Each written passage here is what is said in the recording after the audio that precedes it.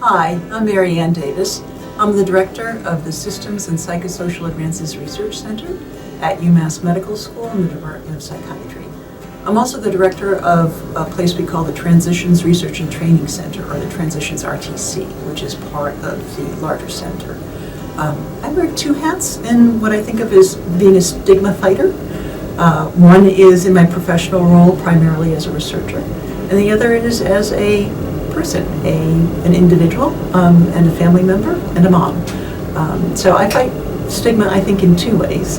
As a researcher, the biggest way that I fight stigma, I think, is by partnering with individuals who have a serious mental health condition in all of the research that we do in the Transitions Research and Training Center.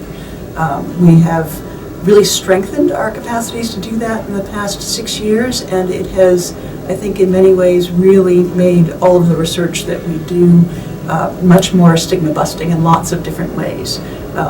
One of the most important ways is getting the information out to young people who have a serious mental health condition so they can use it for their own purposes, and so that they can fight stigma and get good care and change services and systems themselves.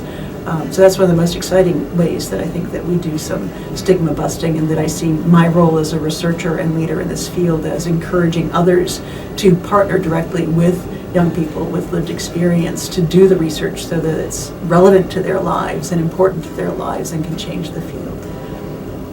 Then as a person, I think the way that I try to do stigma busting is really be very open in talking with family members and friends about my own experience with mental health conditions, about family members with their permission as a health condition, that we know that mental health conditions are in the realm of behavioral health conditions, and that's a health condition. And I think it's one of the ways that we get to fight the stigma of it most. When we talk with folks about how they may be viewing somebody who has a serious mental health condition.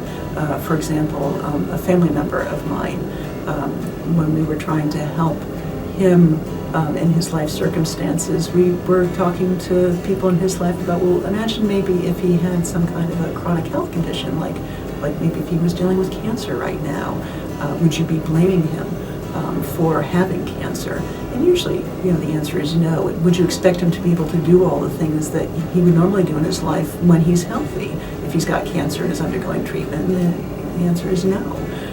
And so I think that's one of the ways that I try to help in my personal life in fighting the stigma of mental health, is to help people think about it as being a health condition, and then to reframe that in their mind and how they're thinking about somebody having that experience and what that means in their life.